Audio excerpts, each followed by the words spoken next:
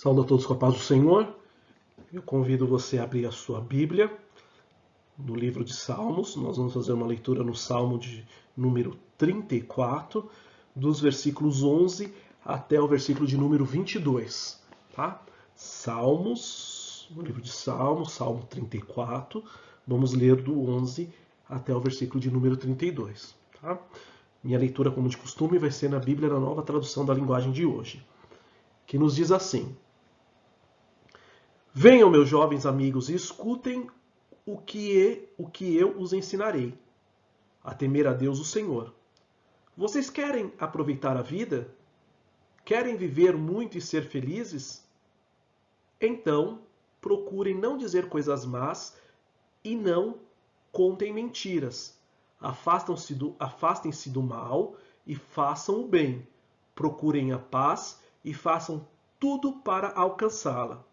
Deus cuida das pessoas honestas e ouve os seus pedidos, mas Ele é contra os que fazem o mal, e assim, quando morrem, eles são logo esquecidos. Quando as pessoas honestas clamam, o Senhor, Ele as ouve e os livra de todas as suas aflições.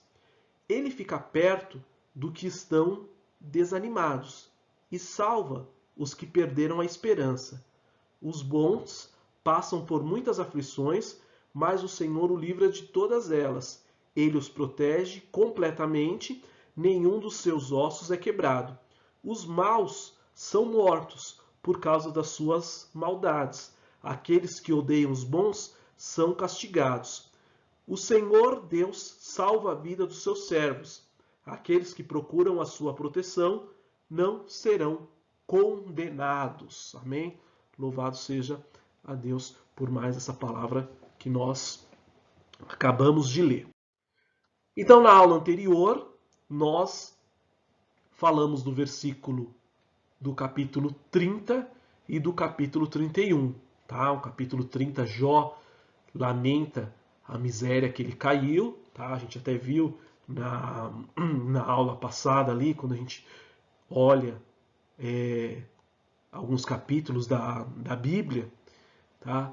Alguns eles são independentes do outro, mas aqui nós vimos, tá, que o capítulo 29 ele é ligado ali com o capítulo 30, tá? Porque no capítulo 29 ele traz toda a lembrança de como era ali a sua vida, a vida próspera no primeiro estágio, e agora no 30 ele reflete sobre a situação que ele vive, tá? A miséria que ele está. Então, o capítulo 29 e 30, para uma melhor compreensão, eles devem ler juntos, estudados um após o outro, tá? Porque ali eles têm uma ligação muito forte entre eles. E no capítulo 31, Jó declarando a sua integridade.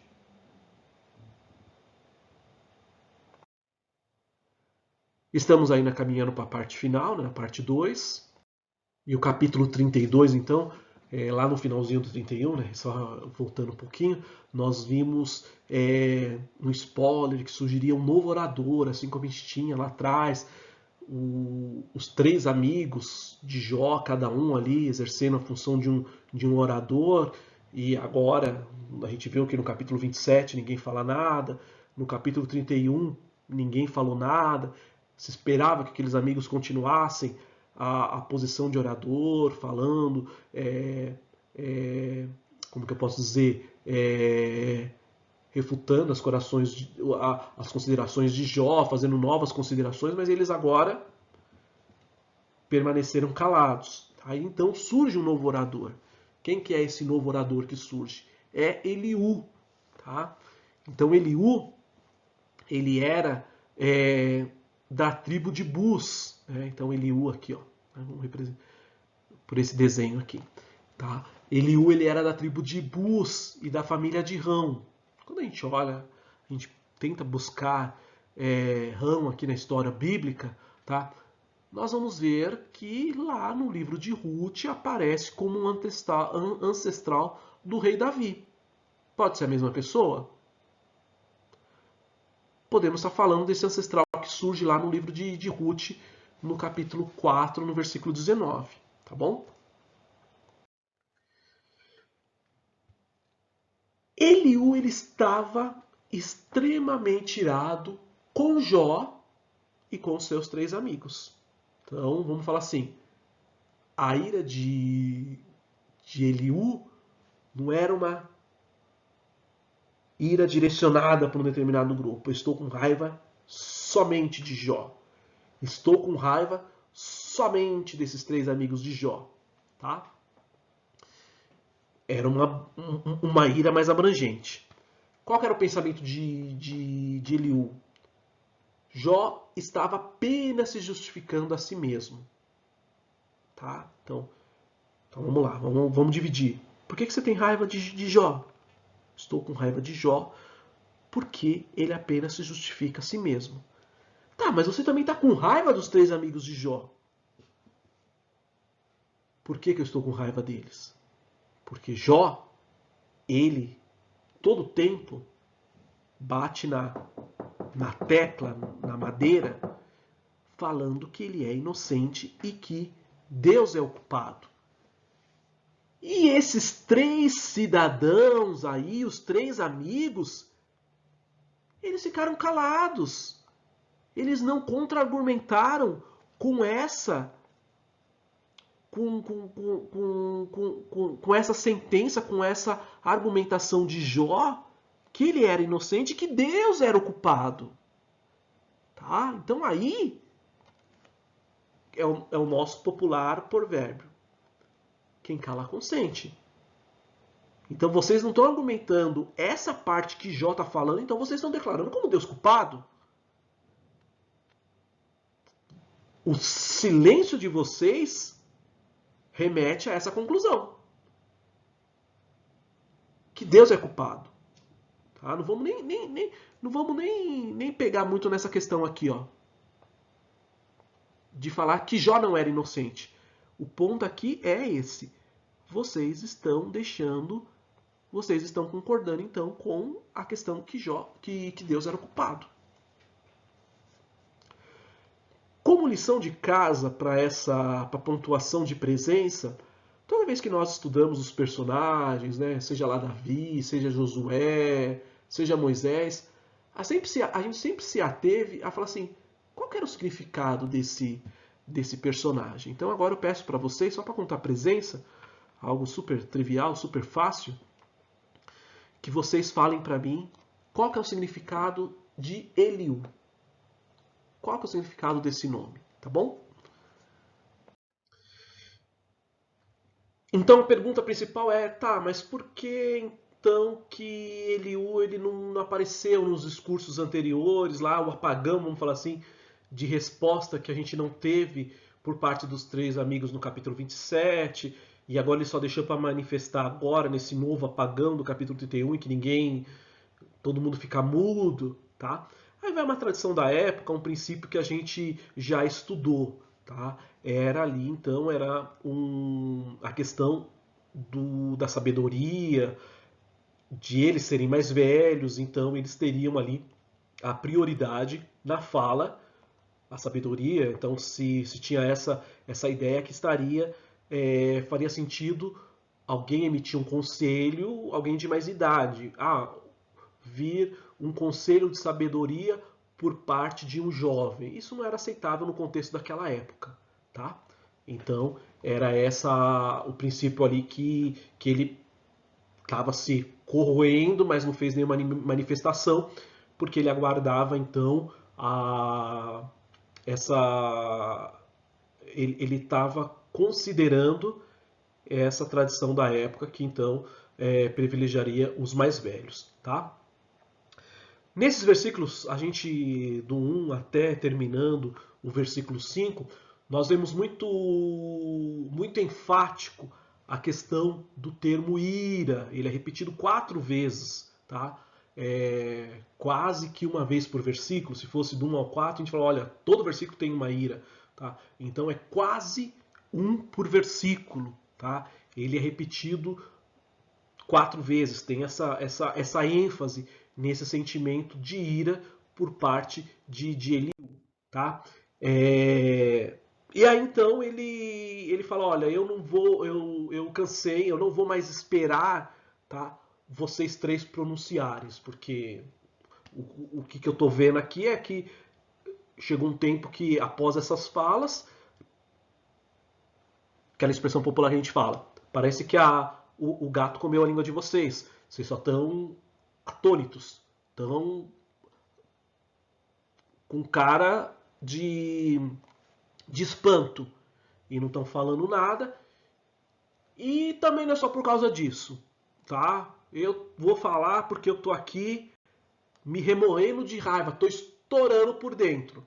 Então eu preciso emitir o meu posicionamento. Vocês tiveram a oportunidade de vocês não falaram, então a gota d'água. Agora eu vou falar.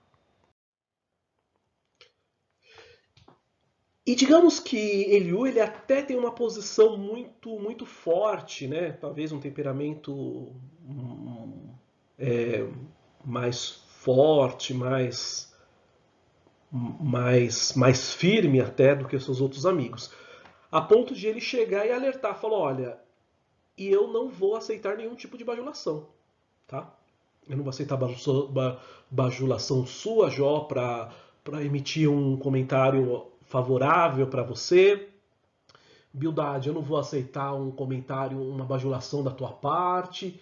É, enfim, os outros dois amigos, ele falou assim, ó, eu não vou aceitar a bajulação de ninguém, tá? Eu vou falar o que eu considero como correto, o meu posicionamento. Não adianta ninguém vir me bajular, que eu não vou tendenciar a nenhum de vocês. Eu vou falar o que eu entendo como correto, tá? Nos versículos 21 e 22, Eliú, vamos falar assim, e aí até de encontro desse esse último slide, e aí como um papel de um juiz imparcial, vamos falar assim, ele reforça essa postura dele, né, que ele não ia ajudar nenhuma, ele não ia aceitar bajulação nenhuma, tá? E também pela reclamação ali que Jó fez lá atrás, no capítulo 13, tá? Onde ele acusa os seus amigos de imparcialidade em relação ao julgamento ali, às considerações dele.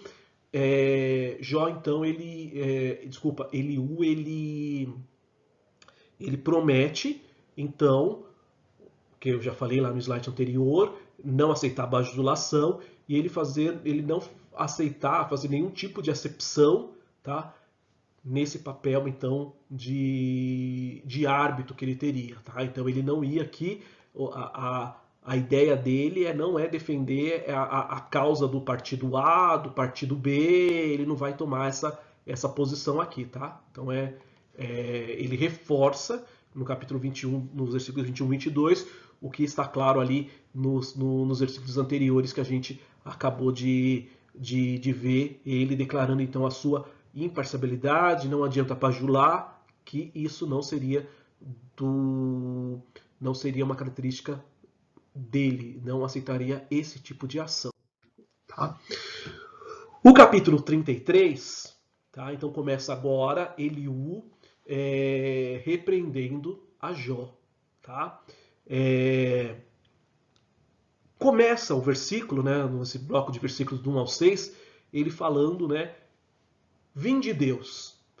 Então dá a entender, o texto nos dá margem para concluir que Eliú ele foi usado por Deus, né, como um porta-voz. Tá? Quando a gente estudou lá Reis, quando a gente estudou Samuel, principalmente Reis, a gente viu muita figura de um profeta que era um porta-voz de Deus. Tá? Aqui não vamos falar Eliú como uma figura de profeta, mas vamos falar alguém, tá? Como ele começa o seu discurso falando que vem da parte de Deus, então alguém que está sendo usado por Deus como porta-voz para transmitir uma mensagem. Tá? E aí ele começa reagir, tá, ao terror de Jó a Deus. Né? Que terror é esse? Vamos lá no capítulo 13, no versículo 21, que nos diz assim: não me castigues mais e não me faça sentir tanto medo. Tá? Então o que ele fala? Fala, Jó, vamos colocar os pingos nos is. Tá? Você não tem que temer a nada. Tá?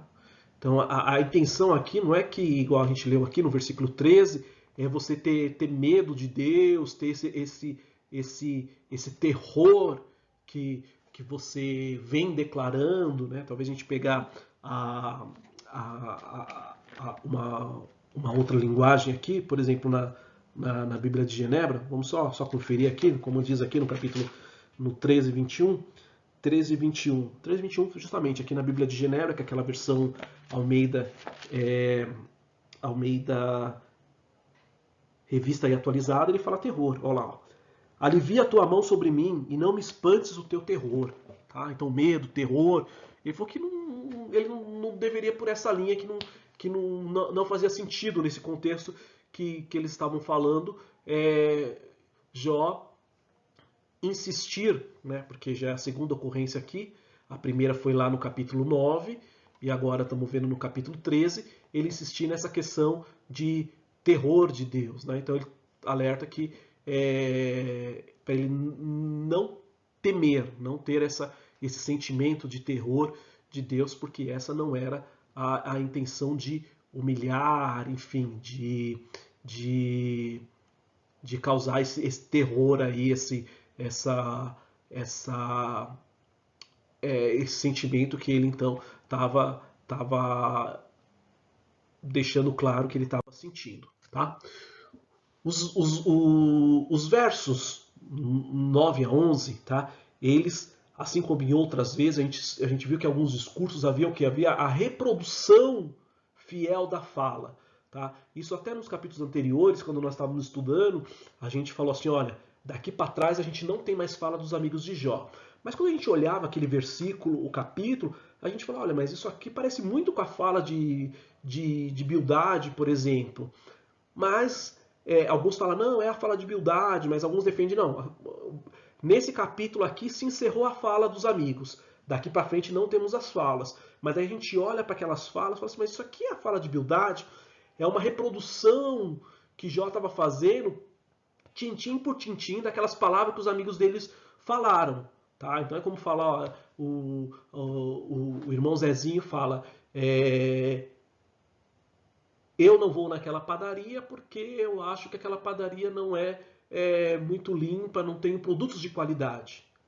Tá? Então na minha fala eu posso falar, olha, o Zezinho comentou, né, que não gosta, eu posso transcrever essa fala. Eu posso falar assim, ó, eu não vou naquela padaria porque eu acho que aquela padaria não é limpa e não tem produtos de qualidade. E isso foi a fala que ele falou para mim, o irmão Zezinho. Eu estou reproduzindo fielmente a fala dele, tá?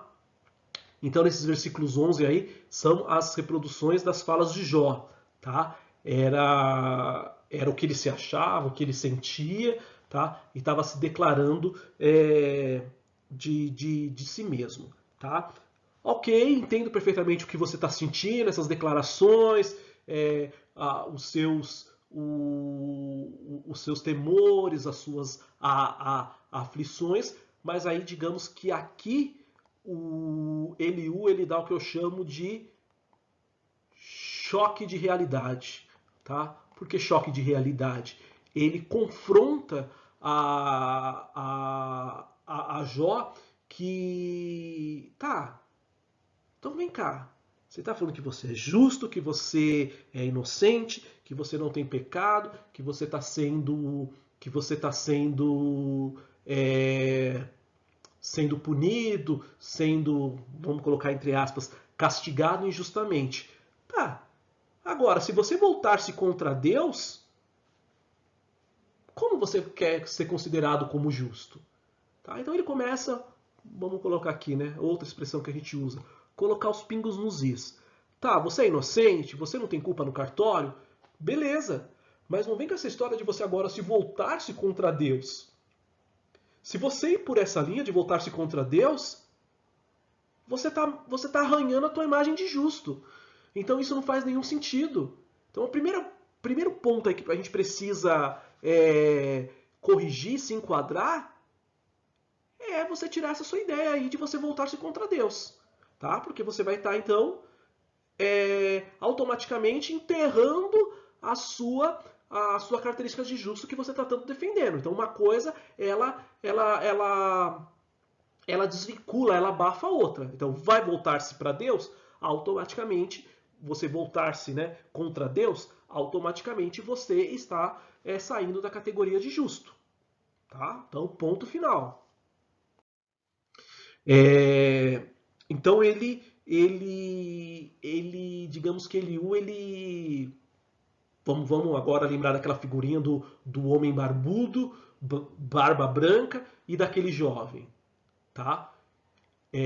Embora mais jovem do que os outros três amigos de Jó, Eliú ele tem um discurso, vamos falar assim, muito certeiro, muito impactante, muito sábio, profundo, tá? Ao ponto que ele vai o quê? Ele aborda a centralidade do problema de Jó. Ele vai direto no ponto. Tá? E que ponto que é esse que nós estamos falando? Qual que é esse o ponto central? Jó estava trazendo Deus ao mesmo patamar que ele aqui. Ó. Ele estava tratando de igual. Na aula anterior, eu comentei sobre aquele incidente que eu estava escutando no jornal ali, quando eu ia trabalhar, de vez em quando voltava, escutava Band News, em que uma advogada no tribunal ali, ela acidentalmente se referiu ao juiz como você. Tá? E aí recebeu uma lição de moral ali da parte do juiz, vamos falar assim, uma lição até longa, embora ela percebeu o erro, tentou consertar, mas recebeu uma enxurrada ali. Tá? Então ele falou assim, ó, você está tentando tratar igual, você está colocando Deus assim, ó, em algumas situações, como você trata, como você questiona, como você tenta pedir respostas, tá? Você está esquecendo do patamar elevado. Isso em algumas situações, né? Então, o primeiro ponto ele fala, olha, você está tratando Deus como alguém igual a você. Então, o primeiro rumo errado que você está tomando é esse. Tá? E aí fala, Deus é maior do que qualquer homem. Tá? Por que você tá contendendo com ele? Tá? E aí ele, né, essa figurinha achei bem interessante, né? Como ele fala assim, Jó, você tá maluco? Percebeu o que você tá falando? Você tá falando que você quer entrar com um processo contra Deus? Você quer ir no tribunal? Você quer um juiz? E aí tá você, Deus. Você quer meio que entrar com um processo contra Deus para que Deus lá no final chegue e fala, não, ele é inocente, tá? Porque digamos que numa ideia mais ampla, tá? É isso que ele coloca. Tá, você está querendo entrar num tribunal e você está no tribunal ali, você está reclamando contra Deus. E você quer que o juiz então dê o veredito. Pede para Deus provar, ele não vai provar, tal, vai falar que você não tem culpa no cartório, e aí você vai sair com a sua sentença. Tá? Então, digamos que a gente teria uma figura do intermediador aqui, tá? Então ele fala, Jó, acorda. É isso? Você quer entrar com o processo contra Deus? Onde você está com a cabeça? E numa figurinha bem interessante aqui, ele fala, você está maluco? Onde você está com a cabeça? Você está viajando? Tá? Então, Jó, ele tinha esse problema. Tá? Ele estava tratando ali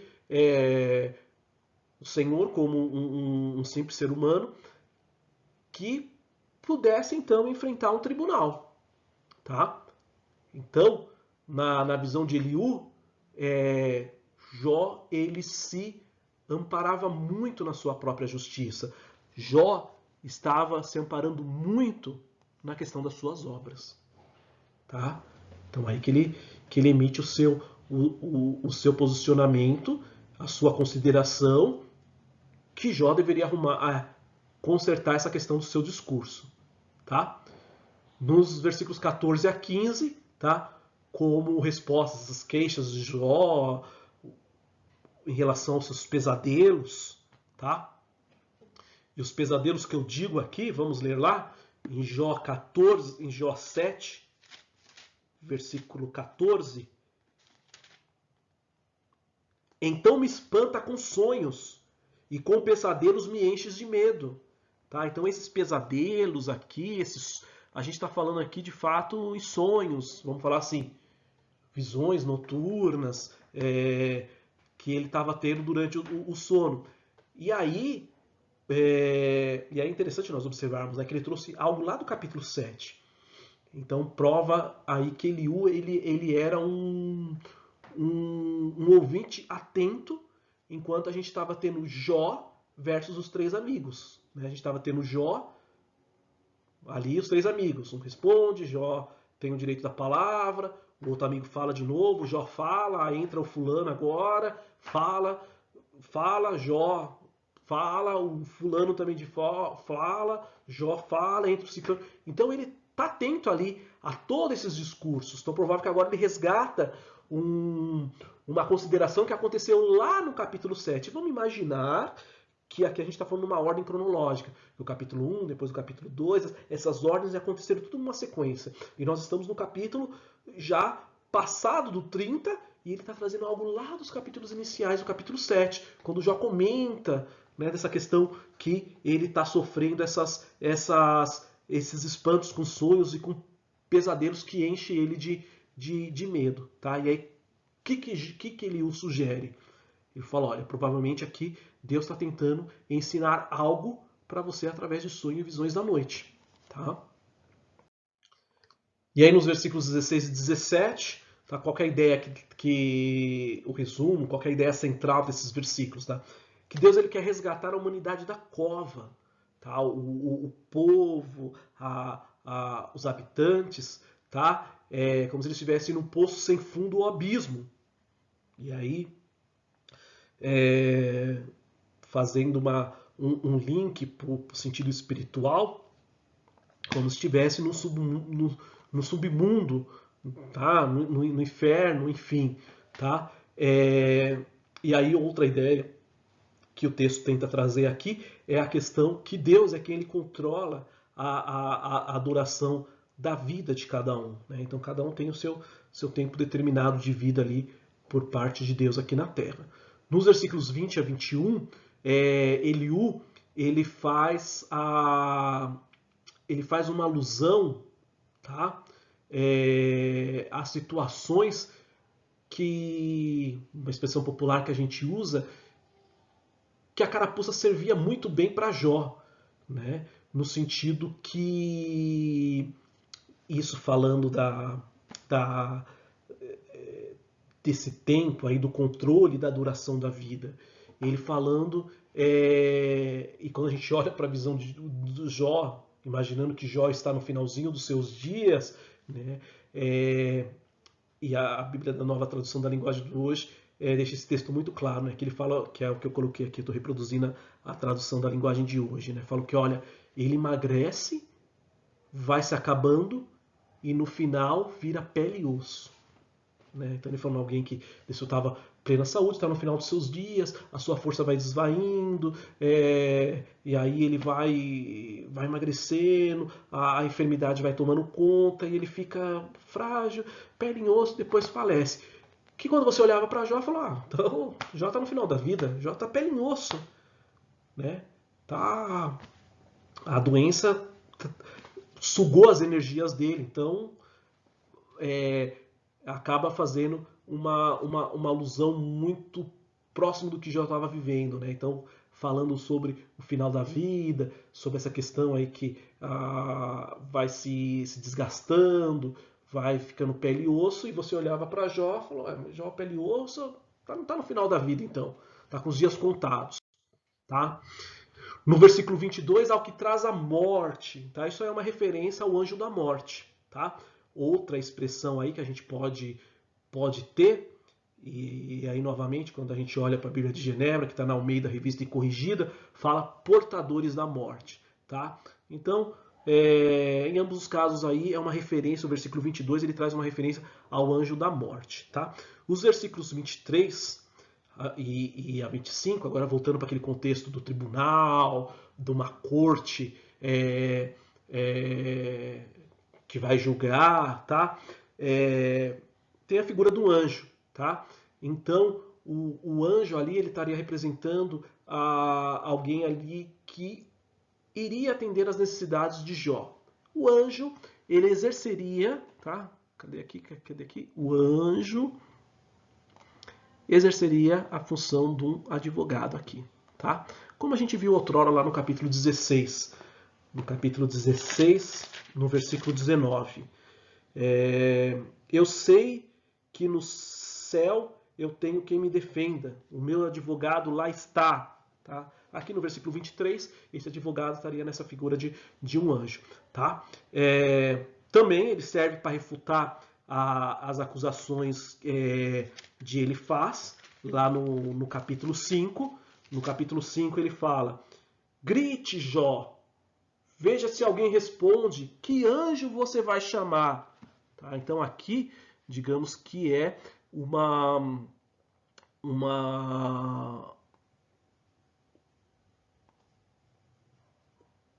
refutando essa acusação aqui direta para um discurso lá atrás de Elifaz. Tá?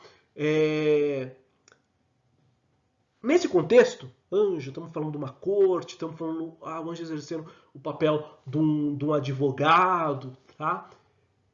Quando a gente traz todo esse contexto à luz do Novo Testamento, a gente vai fatalmente fazer associação, cair numa conclusão, no entendimento de Cristo, então, como nosso advogado, aquele que intercede por nós junto a Deus.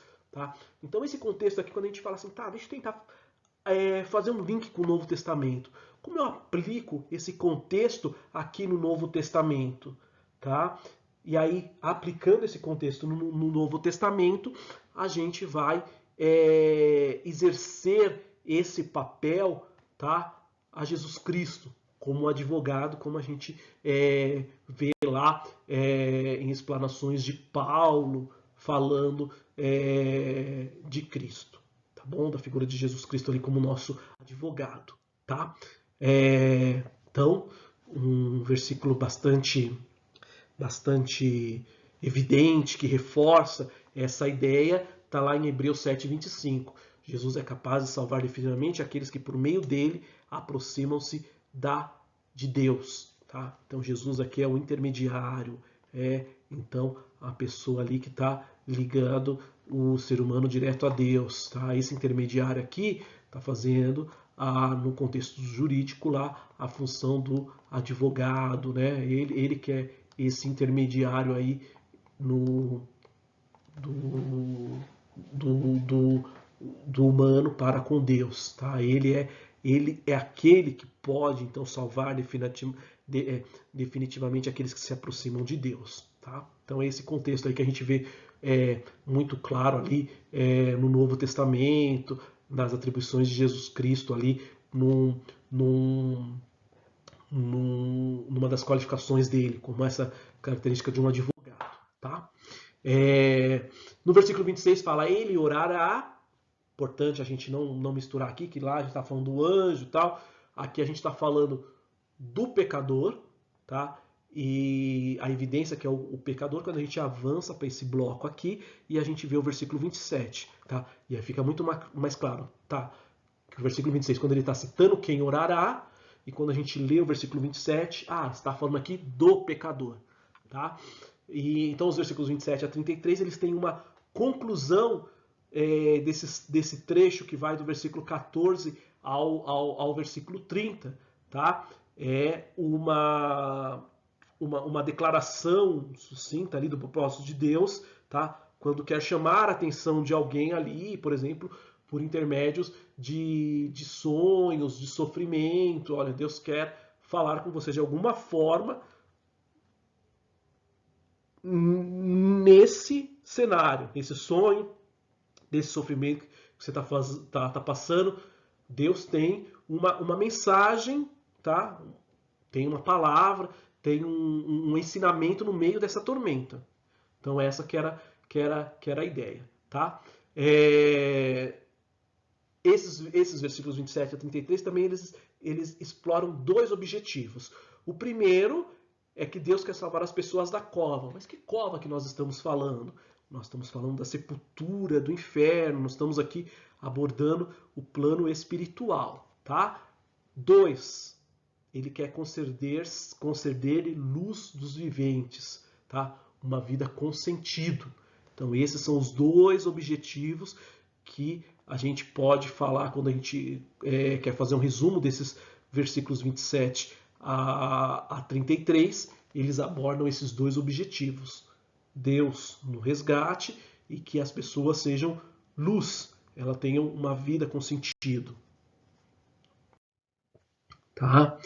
E aí esses versículos, vamos falar que quando a gente está tendo uma exposição numa determinada aula, que são abordados vários aspectos, fala, gente, vamos fazer um resumão da aula agora, vamos fazer uma conclusão dos aspectos mais importantes, dos pontos que a gente falou muito vamos pensar que a gente está numa aula de matemática, a gente falou da teoria 1, falamos da teoria 2, 3, 4, 5, vamos revisar, vamos fazer uma revisão geral, qual que é o propósito, por que a gente falou de tudo isso? É o que Eliú faz agora aqui, tá? Ele faz uma conclusão desse discurso dele. E novamente, na visão da nova tradução da linguagem de hoje, fica muito claro a fala dele, fica muito claro essa conclusão que ele fala, que ele faz nesse seu discurso, né? Que eu estou reproduzindo aqui, então, os versículos da nova tradução da linguagem de hoje. Agora, Jó, escute com atenção. Fique calado, porque eu vou falar. Se você tem alguma coisa a dizer, responda, pois eu gostaria de lhe dar razão. Se não, fique calado, que eu lhe ensinarei como ser sábio. Então, olha, os versículos agora passaram-se 3, tá? Sofreram ataques, e agora nós estamos vendo a postura de um com uma sabedoria, vamos até falar assim, mais elevado que os 3 amigos, e dando conselho tanto para Jó, agora mais focado em Jó, tá? Falando, olha, tá, eu vou dar alguns instrumentos para que você seja sábio, tá? Porque nós vimos que uma daquelas figurinhas, né, bem engraçada que a gente colocou, ele falou, Jó, você tá ficando levar Deus no tribunal, você tá ficando louco. Como que você tá falando que você tem sabedoria e você vem com esse discurso? Então ele agora, nessa conclusão, ele fala, olha, me escuta.